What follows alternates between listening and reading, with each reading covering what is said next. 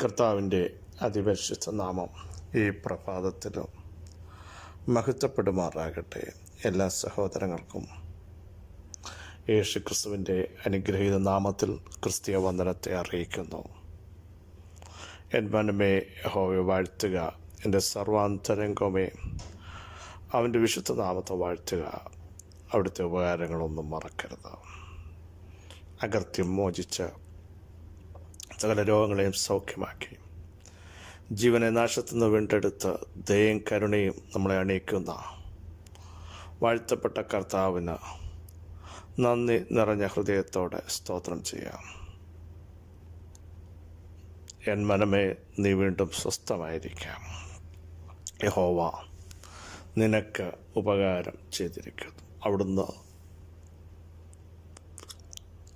നമ്മുടെ ജീവിതത്തിൽ ചെയ്ത വലുതും ചെറുതുമായ എല്ലാ പ്രവർത്തികളും ഓർത്ത് നന്ദി നിറഞ്ഞ ഹൃദയത്തോടെ നമുക്ക് സ്തോത്രം ചെയ്യണം. യഹോവയെങ്കിലേക്ക് നോക്കുന്ന ഒരു ഭക്തനെ സംബന്ധിച്ച് അവൻ്റെ തല കുനിക്കപ്പെടാൻ അനുവദിക്കുന്ന ഒരു ദൈവത്തെയല്ല നാം സേവിക്കുന്നത്. ഏതൊക്കെ കാലഘട്ടത്തിൽ അവിടുത്തെ മുൻപാകെ അടുത്തു വന്നിട്ടുണ്ടോ അവരെയൊക്കെ ദൈവം ഉദ്ധരിച്ചിട്ടുണ്ട്, സഹായിച്ചിട്ടുണ്ട്, ശക്തീകരിച്ചിട്ടുണ്ട്, നിവർത്തിയിട്ടുണ്ട്. അവിടുത്തെ പ്രവർത്തികൾ എത്രയോ ശ്രേഷ്ഠമാണ്. നന്ദിയോടെ സ്തോത്രം ചെയ്യത്തക്ക രീതിയിൽ നന്മയില്ലാതെ ഒരു തിന്മയും അവിടുന്ന് ചെയ്തിട്ടില്ല. സഹോദരങ്ങളെ, കരം പിടിച്ച് നടത്തിയ ദൈവത്തിന് സ്തോത്രം ചെയ്യാം. വഴി ഇതാകുന്നു എന്ന് പറഞ്ഞ എത്രയോ സമയങ്ങളുണ്ടായിരുന്നു. നമ്മൾ അറച്ചു നിന്ന പകച്ചു നിന്ന ഒത്തിരി സമയങ്ങൾ. എല്ലാവരും മാറിയപ്പോഴും മറന്നപ്പോഴും പിൻപിൽ നിന്ന് ഒരു ശബ്ദം, കഷ്ടത്തിൻ്റെ അപ്പവും ഞെരുക്കത്തിൻ്റെ വെള്ളവും തന്നപ്പോഴും വഴി ഇതാകുന്നു, ഇതിലെ പൊയ്ക്കൊള്ളുക എന്നുള്ള ശബ്ദം കേൾപ്പിച്ച് നമ്മെ നടത്തിയ വലിയവനായ ദൈവത്തിന് എത്ര നന്ദി പറഞ്ഞാലും മതിയാകുകയില്ല. ധൈര്യത്തോടെ നമുക്ക് സ്തോത്രം ചെയ്യാൻ ഇന്ന് പകലിലും കഴിയണം. ഇനി തുറക്കത്തില്ലെന്ന് ചിന്തിച്ച ഒത്തിരി അനുഭവങ്ങൾ നമ്മുടെ മുമ്പിൽ വന്നില്ലേ? പലരും പറഞ്ഞില്ലേ ഇനി അത് നടക്കില്ല, എന്തു ചെയ്യും, എന്തായിത്തീരും. പക്ഷേ അവിടെ കൈവിടാത്തൊരു ദൈവം നമ്മോട് കൂടെയുണ്ട്. നമ്മെ സഹായിക്കുന്ന ദൈവം നമ്മോട് കൂടെയുണ്ട്. അവിടുത്തെ ശക്തി ഈ പകൽ നമ്മുടെ മധ്യേ വ്യാപരിക്കുകയാണ്.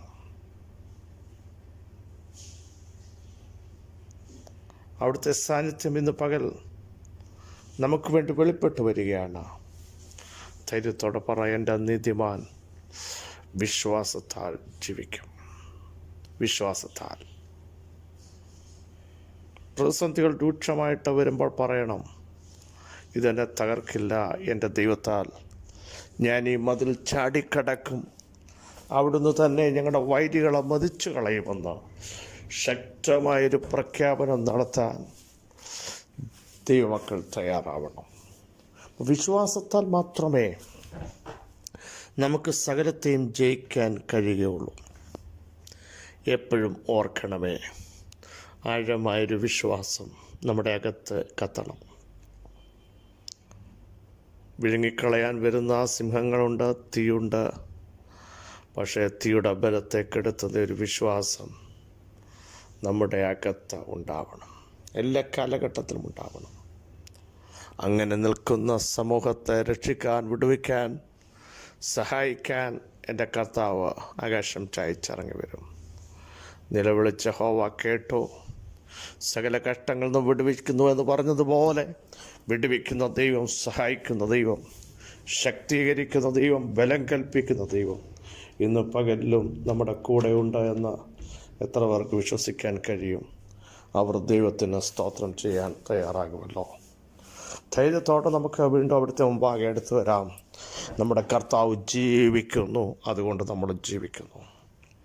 യെശയ്യാ പ്രവചനം 53-ന്റെ 5-ാമത് വാക്യം നമുക്ക് സുപരിതമാണല്ലോ. എന്നാൽ അവൻ നമ്മുടെ അതിക്രമങ്ങൾ നിമിത്തം മുറിവേറ്റും നമ്മുടെ അകൃത്യങ്ങൾ നിമിത്തം തകർന്നുമിരിക്കുന്നു. നമ്മുടെ സമാധാനത്തിനായുള്ള ശിക്ഷ അവൻ്റെ മേലായി, അവൻ്റെ അടിപ്പിണരുകളാൽ നമുക്ക് സൗഖ്യം വന്നിരിക്കുന്നു. യേശുക്രിസ്തുവിൻ്റെ ക്രൂശീകരണത്തെപ്പറ്റി, യേശുവിൻ്റെ ജനനത്തിന് 700-ൽ പരം വർഷങ്ങൾക്ക് മുമ്പ് പ്രവാചകൻ ആത്മാവിൽ പ്രവചിച്ച ഭാഗമാണ് നാം കേട്ടത്. വർഷങ്ങൾ കഴിഞ്ഞപ്പോൾ പ്രവചിച്ചത് അതുപോലെ സംഭവിച്ചെങ്കിൽ ഈ പകൽ വചനത്തിന് വിളിച്ചു പറയാനുള്ളത്, എന്നോടും നിങ്ങളോടും ദൈവം പറഞ്ഞ പ്രവചന ദൂതുകൾ എത്ര വർഷം കഴിഞ്ഞാലും അത് നിറവേറും. അതിനെ തടയാൻ ആർക്കും സാധ്യമല്ല. അരുളിച്ചെയ്തതിനെ സംഭവിപ്പിക്കുന്ന, അവിടുന്ന് കൽപ്പിച്ചതിനെ സ്ഥാപിതമാക്കുന്ന ദൈവത്തെയാണ് സേവിക്കുന്നത്. നോക്കൂ, നമ്മുടെ കർത്താവ് യേശുക്രിസ്തുവിനെ പറ്റി പറയുന്ന ഭാഗങ്ങൾ, അവിടുത്തെ ക്രൂശീകരണത്തെ പറ്റി പറയുന്ന ശ്രേഷ്ഠകരമായ കാര്യങ്ങൾ എത്രയോ ആഴമുള്ളതാണ്. ശ്രദ്ധിക്കൂ. എന്നാൽ അവൻ നമ്മുടെ അതിക്രമങ്ങൾ നിമിത്തം മുറിവേറ്റു. നമ്മുടെ അതിക്രമങ്ങൾക്കായി യേശു മുറിവേൽക്കുകയാണ്. ഒരു പാപവും ചെയ്യാത്ത യേശു മുറിവേൽക്കുകയാണ്. ഈ കൊളുത്തുകൾ കൊണ്ടുള്ള ചാട്ടവാറിൻ്റെ അടി എൻ്റെ ശരീരത്തിലേക്ക്, എൻ്റെ യേശുവിൻ്റെ ശരീരത്തിലേക്ക് ആഞ്ഞു പതിക്കുമ്പോൾ, ആ ചാട്ടവാർ അവർ തിരിച്ചെടുക്കുമ്പോൾ മാംസങ്ങൾ പറഞ്ഞു വരും. മുറിവുകൾ, വളരെ ആഴമായ മുറിവുകൾ, മാംസങ്ങൾ ഓരോന്നും പറഞ്ഞു വീഴുമ്പോഴും അവിടുത്തെ ശരീരം ഉഴവുചാലുകൾ പോലെ കീറി മുറിക്കപ്പെടുകയാണ്. അതാണ് കാൽവറിയിൽ സംഭവിച്ചത്. എന്തിന്? നമ്മുടെ അതിക്രമങ്ങൾ നിമിത്തം അവിടുന്ന് തകർക്കപ്പെട്ടു. സ്തോത്രം.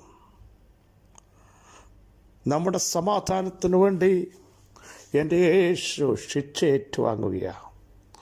ഒരു പാപവും ചെയ്യാത്ത യേശു കോടതികൾ മാറി മാറി വിസ്തരിച്ചിട്ട് പറഞ്ഞു, ഈ മനുഷ്യനിൽ ഒരു കുറ്റവും കണ്ടെത്തുന്നില്ല എന്ന് പറഞ്ഞ എൻ്റെ കർത്താവ് നമ്മുടെ സമാധാനത്തിനു വേണ്ടി ക്രൂശിന്മേൽ ശിക്ഷ ഏറ്റെടുക്കുകയാണ്. അങ്ങനെയെങ്കിൽ ഒരു വലിയ ദൈവിക സമാധാനം ക്രൂശീകരണത്തോടുകൂടെ നമ്മുടെ അകത്ത് വ്യാപരിക്കുകയാണ്. നമ്മുടെ തലമുറകൾ വ്യാപരിക്കുന്നു. നിങ്ങളുടെ മിനിസ്ട്രിയിൽ വ്യാപരിക്കുന്നു, നിങ്ങളുടെ ശരീരത്തിൽ വ്യാപരിക്കുന്നു, കുടുംബങ്ങളിൽ വ്യാപരിക്കുന്ന ദൈവിക സമാധാനം. എന്തിന്? കാൽവറിയിൽ നമ്മുടെ പാപത്തിൻ്റെ ശിക്ഷ ഏറ്റെടുത്തത് ദൈവിക സമാധാനം. ആർക്കും എടുത്തു കളയാൻ പറ്റാത്ത സമാധാനം, ആർക്കും പിടിച്ചൊതുക്കാൻ പറ്റാത്ത സമാധാനം. പ്രതിസന്ധി വന്നാലും, പ്രതികൂലങ്ങൾ വന്നാലും, കാറ്റ് വന്നാലും, തിരകൾ വന്നാലും നമ്മുടെ അകത്ത് ഒരു വലിയ സമാധാനമുണ്ട്. എൻ്റെ കർത്താവ് ജീവിക്കുന്നു, എൻ്റെ കർത്താവ് പ്രവർത്തിക്കുന്നു, എൻ്റെ കർത്താവ് ഉയർത്തെഴുന്നേറ്റിരിക്കുന്നു, എൻ്റെ കർത്താവ് മരണത്തെയും പാതാളത്തെയും വെല്ലുവിളിച്ചിരിക്കുന്നു. അവിടുത്തെ പ്രവൃത്തി തീർന്നു പോയിട്ടില്ല. അടുത്ത് നോക്കൂ, അവൻ്റെ അടിപ്പിണരിനാൽ നമുക്ക് സൗഖ്യം വന്നുമിരിക്കുന്നു. പ്രിയ സഹോദരങ്ങളെ, ഈ പകൽ പരിശുദ്ധാത്മാ വിളിച്ചു പറയുന്നു, എൻ്റെ യേശുവിൻ്റെ അടിപ്പിണരിനാൽ നമുക്ക് സൗഖ്യം വന്നിരിക്കുന്നു. ഹല്ലേലൂയ. ശാരീരിക സൗഖ്യം, മാനസിക സൗഖ്യം, ആന്തരിക സൗഖ്യം, ബാഹ്യ സൗഖ്യം. കുടുംബജീവിതത്തിൽ സൗഖ്യം വേണമോ? ഹല്ലേലൂയ. യേശുവിൻ്റെ നാമത്തിൽ ഈ പകൽ സംഭവിക്കുക. കാൽവറിയിലൂടെ നടന്നെങ്കിൽ ഇന്ന് പകൽ സ്വായത്തമാക്കൂ. അടിപ്പിണരിനാൽ സൗഖ്യം വന്നിരിക്കുന്നു. ഡോക്ടേഴ്സ് തള്ളുന്നതാകട്ടെ, ലോകക്കാർ മാറ്റി നിർത്തുന്നതാകട്ടെ, തകർന്നു പോയ മനസ്സാകട്ടെ, ഈ പകൽ സൗഖ്യം വ്യാപരിക്കുകയാണ്. അവിടുത്തെ അടിയുടെ പിണരുകളാൽ സൗഖ്യം വന്നെങ്കിൽ യേശുവിൻ്റെ നാമത്തിൽ ആ സൗഖ്യം നിങ്ങൾ ഏറ്റെടുക്കണം. ഏറ്റെടുക്കണം. ഇപ്പോൾ തന്നെ ആ സൗഖ്യം നിങ്ങളുടെ മേൽ വ്യാപരിക്കുന്നു. സഹോദര, സഹോദരി, കുഞ്ഞെ, മാനസികമായി തകർക്കപ്പെട്ടവരെ, മുറിവേൽക്കപ്പെട്ടവരെ, യേശു മുറിവേറ്റത് നമ്മുടെ മുറിവിനെ കെട്ടാനാണ്. യേശു അടിയേൽക്കപ്പെട്ടത് നമുക്ക് സൗഖ്യം വരുത്താനാണ്. ഈ പകല സൗഖ്യം നിങ്ങളുടെ സിരകളിൽ അനുഭവിക്കട്ടെ, നിങ്ങളുടെ കുടുംബജീവിതത്തിൽ അനുഭവിക്കട്ടെ. തകർന്നു പോയ ചില കുടുംബങ്ങൾക്ക് ആത്മീക സൗഖ്യവും സമാധാനവും സ്വസ്ഥതയും വരുത്താൻ എൻ്റെ യേശുവിൻ്റെ ശക്തി വ്യാപരിക്കുന്നു. യേശുവിൻ്റെ നാമത്തിൽ, യേശുവിൻ്റെ നാമത്തിൽ, യേശുവിൻ്റെ നാമത്തിൽ ദൈവമഹത്വം ഇന്ന് പകലിറങ്ങുകയാണ്. ഹല്ലേലൂയ. ആ സൗഖ്യം ഇന്ന് പകലൊന്ന് ഏറ്റെടുക്കാം. കുടുംബത്തിൽ അത് ഏറ്റെടുക്കാം, ദൈവസഭയിൽ അതൊന്ന് ഏറ്റെടുക്കാം. യേശുവിൻ്റെ നാമത്തിൽ നമ്മുടെ ഇടയിൽ ഒരു ബലഹീനമുണ്ടാകരുത്. ദൈവിക സൗഖ്യം ഇന്ന് പകൽ ഏറ്റെടുക്കൂ.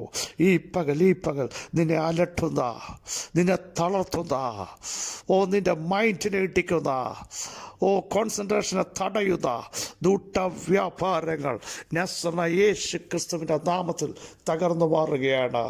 അടിപ്പിണരിനാൽ സൗഖ്യം വ്യാപരിക്കുന്നു. റിസീവ് ചെയ്യൂ യേശുവിൻ്റെ നാമത്തിൽ.